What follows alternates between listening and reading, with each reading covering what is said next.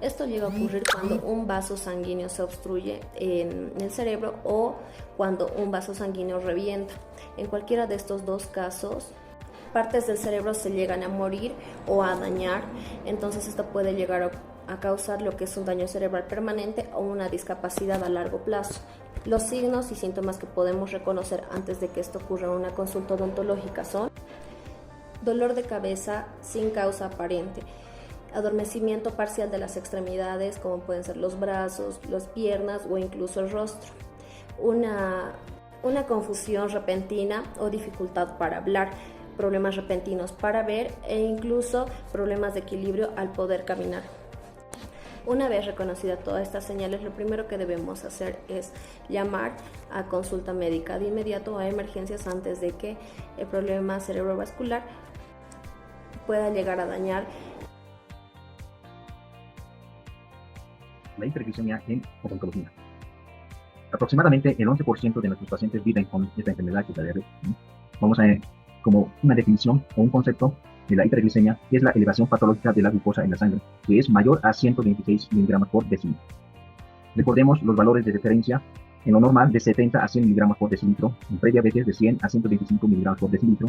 Las pacientes que presentan diabetes tendrán mayor a 126 miligramos por decilitro. Ahora, ¿cómo identificamos a un paciente con riesgo con diabetes? En el consultorio vamos a detectar un paciente gracias al llenado del historial clínico, ¿no? Preguntamos al paciente antecedentes personales, familiares, medicamentos y observamos al paciente al momento de ingresar a la consulta si presenta obesidad o es mayor a 45 años. Los síntomas más característicos que presenta este paciente son las 4 P's, la polidipsia, la poliuria, la polifagia y la pérdida de peso. También podemos observar clínicamente al paciente si presenta aliento cetónico, boca seca, quizás deshidratación de las mucosas e infecciones de flujo. Pero ¿qué hacemos si el paciente se descompensa durante la consulta? Tenemos un protocolo de 4 pasos que pueden llegar a salvar una vida. Primer paso, primeramente tenemos que reconocer la emergencia, ver si el paciente se presenta confuso, respiración rápida o profunda, el aliento dulce cetónico, náuseas o deshidratación en las mucosas. Segundo paso, debemos suspender inmediatamente el tratamiento, sentar al paciente 45 grados. Paso 3, tomar signos vitales, presión, pulso y respiración. Como cuarto paso podemos llamar a un número de emergencia inmediatamente.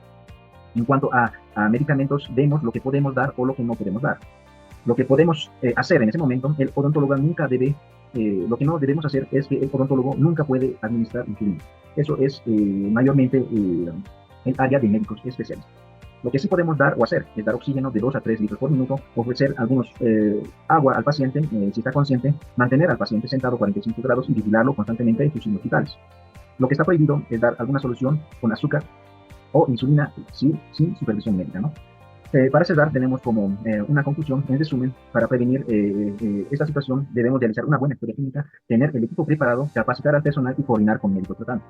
La seguridad del paciente es siempre nuestra responsabilidad. Hipoglucemia es la complicación más frecuente que puede ocurrir en el consultorio odontológico. Su valor es menor a 70 miligramos por decilitro. Manejo odontológico puede dividirse en 2 opciones: tratamiento autoadministrables. Al paciente tolera la vía oral y puede ingerir una tableta de 20 gramos de glucosa o carbohidratos en jugo, dulce, chocolate. Indicar en caso de hipoglucemia asintomática con síntomas leves y moderadas. Se puede repetir la dosis cada 15 minutos dependiendo cómo sigue el paciente. Opción número 2. Tratamientos parenterales.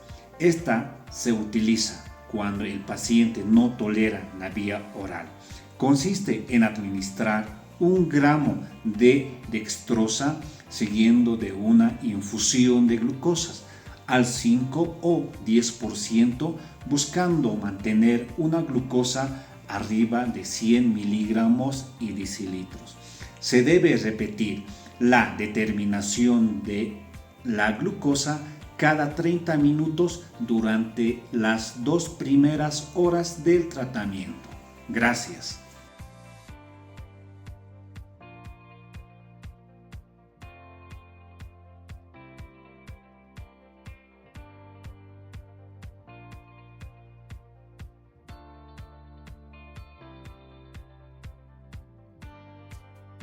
Un día más en consulta odontológica rutinaria y de repente sucede una emergencia, una crisis convulsiva. ¿Qué hacer? Una crisis convulsiva es un episodio de actividad eléctrica anormal en el cerebro que causa contracciones musculares involuntarias, provoca movimientos violentos y la pérdida de la conciencia. Este puede ser causado por una condición como la epilepsia. Es por eso que el personal, desde recepción, asistente y odontólogo, deberán aplicar un protocolo de emergencia ante una crisis convulsiva.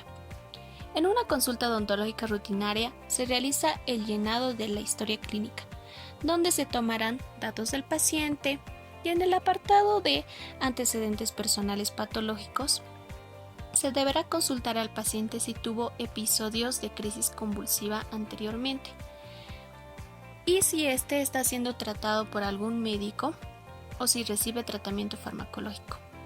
Si la respuesta es sí, en la consulta odontológica se deberá tomar precauciones. Todo esto se llenará en un consentimiento informado, donde se colocará el diagnóstico, el tratamiento odontológico correspondiente. El paciente lo llenará y lo firmará si está de acuerdo con él mismo. Y se procederá normalmente como cualquier consulta rutinaria. El personal, como el asistente, deberá estar atento. Tratará de evitar cualquier situación de estrés al paciente. El odontólogo o el asistente podrán aplicar técnicas de relajación si el paciente se manifiesta ansioso, o evitar la luz parpadeante. Y en la consulta odontológica respectiva se deberá estar atento a cualquier situación que el paciente manifieste. En un episodio de crisis convulsiva, se deberá retirar cualquier objeto de la boca. También se debe asegurar el entorno, retirando los objetos que puedan lastimar al paciente.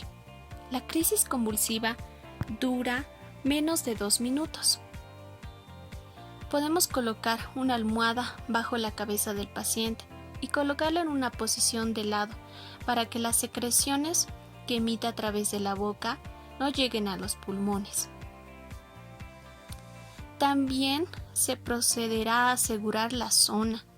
Se buscará un cronómetro y se registrará el tiempo de crisis convulsiva. Si este durara más de 5 minutos, se procederá a llamar a emergencias. Y se registrará en la historia clínica todo el protocolo aplicado al mismo.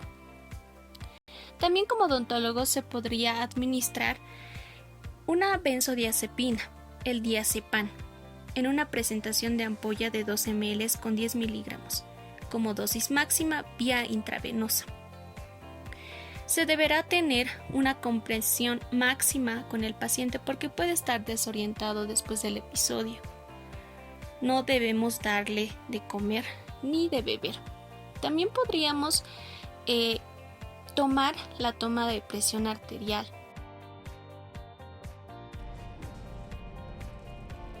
Su presión arterial es sistólica, 95 milímetros de mercurio, diastólica, 63 milímetros de mercurio.